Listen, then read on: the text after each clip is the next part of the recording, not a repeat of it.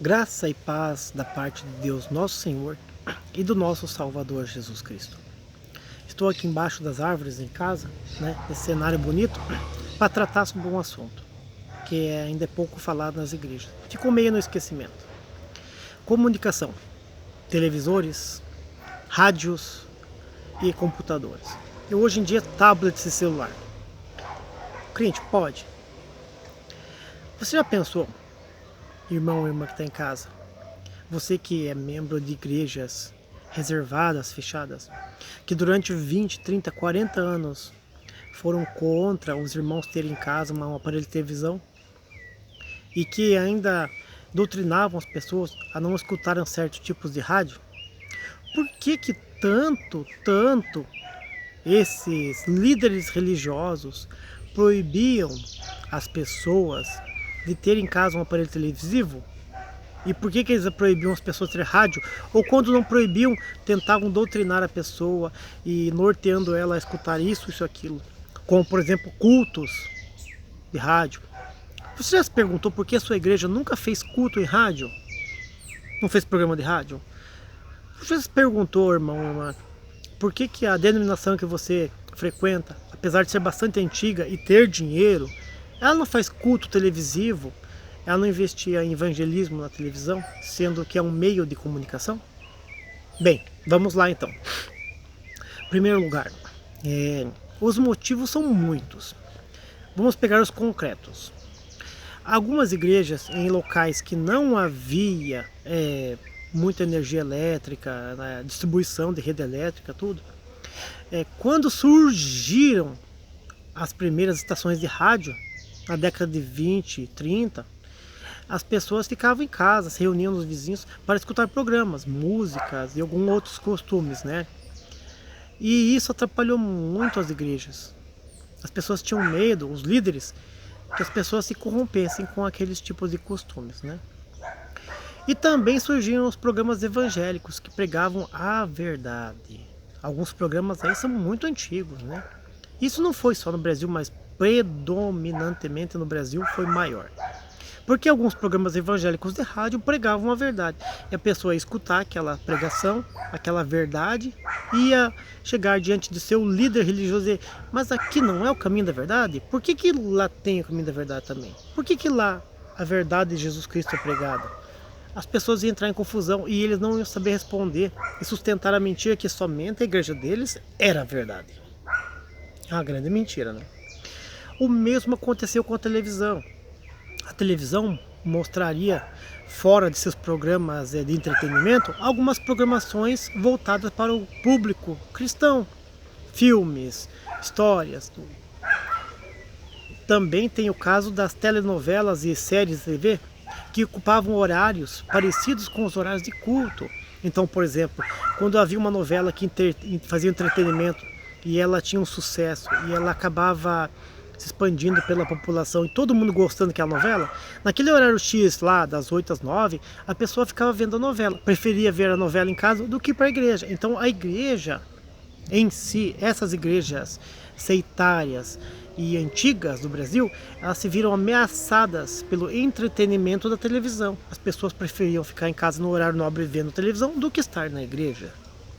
Vieram com desculpa esfarrapada, que a TV ela é isso e aquilo, porque ela trazia prostituição, porque ela ensinava coisa ruim. Gente, no tempo que nem existia controle remoto, já existia um botãozinho de ligar e desligar. E também existia um botãozinho de trocar de canal. Passou-se o tempo, fora o rádio e a TV, surgiram computadores. A mesma coisa se veio. Por computador isso, computador aquilo, computador isso. A mesma ladainha. E hoje com os tablets e celulares, smartphones. Então acontece. Há uma grande concorrência no entretenimento comunicativo com as igrejas que não se tornaram mais tanto interessantes para o povo como entretenimento, mas como aprendizado. Aí surgiu um movimento em que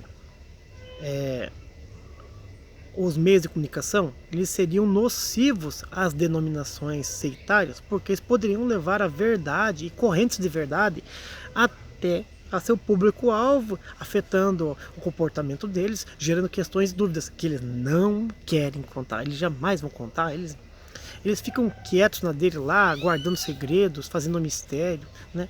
E o meio de comunicação, ele é um meio de você chegar diretamente hoje, através de um smartphone ou celular, ou a um computador, diretamente a uma pessoa. Está no momento de trabalho, tem 15 minutos de trabalho, de descanso, ela vai ver um vídeo lá, ela vai ser informada, vai descobrir.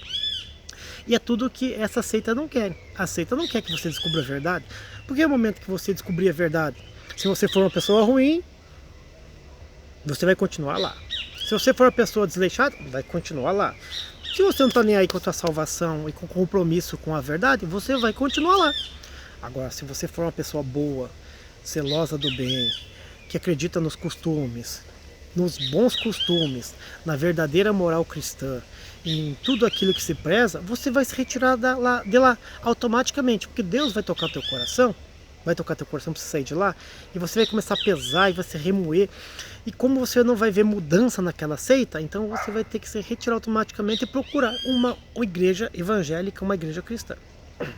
Então o que tem acontecido agora nos últimos tempos é que uma seita brasileira, né, a CCB, que é uma igreja que se diz cristã, mas não é, ela mente, ela não é cristã, ela é uma seita herética.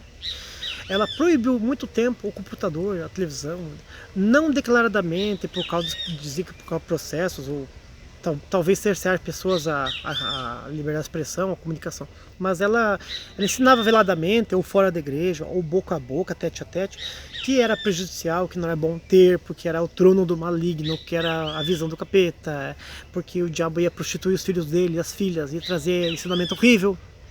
O que aconteceu? Hoje, com a pandemia, esses equipamentos de comunicação estão sendo utilizados, no caso da CB, o computador, né, a internet, para poder divulgar seus cultos, né? Quer dizer que os cultos da Assembleia de Deus, das denominações pentecostais, das batistas, das luteranas, das presbiterianas, é pecado assistir. Porque a imagem, a idolatria, a imagem, tá vendo a imagem, é idolatria. Tá vendo a imagem, é idolatria. Então, não pode. É trono. Agora, o culto CCB pode, porque é o santo culto transmitido.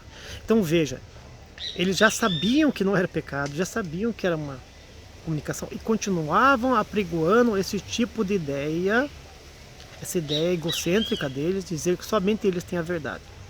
E agora, na necessidade de que houve os protocolos de segurança, eles se reservaram a não dar nenhuma explicação para o povo quanto aos antigos métodos de indução de alienação de massa. O que quer dizer por irmão, para irmã que está vendo esse vídeo? Eles não pedem desculpa, eles não voltam atrás, não reconhecem erro. Então isso aí é muito triste. Saber que nós estamos já nessa altura do campeonato, como dizem alguns jovens aí, e vendo entidades que se dizem cristãs, mas na verdade são humanas, né? Eu até brinco bastante com o termo, né? Eu chamo de congregação humana do Brasil, e não congregação cristã no Brasil. Porque o cristianismo é reconhecer, é ser humilde, é ser sincero, é ser claro. Não é o filho da treva, é o filho da luz. Vamos falar abertamente, explicar abertamente, conversar, dialogar, né? É pecado você ter uma televisão em casa? Não. É pecado ter um celular para você ver um vídeo? Não. Você que vai definir o conteúdo, o que vai ser necessário para você aprender ou te entreter, desde que seja respeitoso, que seja um conteúdo familiar, se é de humor ou se é de cunho didático, isso você vai decidir, mas desde que seja honesto. Todo crente é inteligente, o crente não é bobo, como dizem alguns por aí que o crente é bobo. O crente é inteligente, ele sabe o que é bom, o que não é bom, o que presta, o que não presta. Alguns são persuadidos por falta de algum tipo de conhecimento específico, mas todo conhecimento que você adquire na tua vida, ele te leva a saber se aquela programação da televisão é boa ou se é ruim, se da internet é boa ou se é ruim. E hoje todo mundo tem uma Bíblia em casa, todo mundo tem um computador em casa. Quando não tem computador, tem um celular, que é a mesma coisa praticamente que um computador. Então as informações estão aí, os meios de comunicação estão aí, nós temos que dizer abaixo a essa censura. A censura antigamente era velada, hoje ela já é declarada. É engraçado. Pensa aí, irmão, irmã. Por que essas posturas mudaram de um tempo para cá? É porque pesou o quê? No bolso. Não foi só no bolso. Pesou também na quantidade. na quantidade de pessoas que vão começar a caminhar ali, começar a frequentar ali e a membrar ali. Então, houve um despertamento estratégico por parte desses homens que utilizavam de recursos de simplesmente fazer culto presencial, e somente o culto era bom, somente ali Deus estava. E esses outros meios de comunicação não eram válidos, eram tudo obras do trono do diabo. Então veja, irmãos e irmãs, Deus não erra.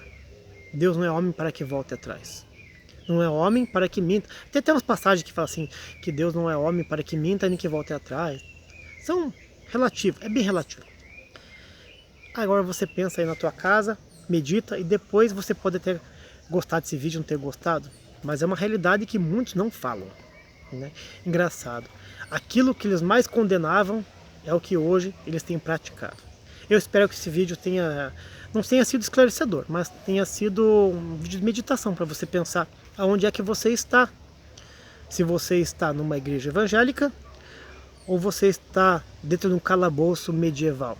Eu espero que Deus abençoe a tua vida, a tua família, a tua caminhada espiritual, no nome do nosso Senhor e Salvador Jesus Cristo.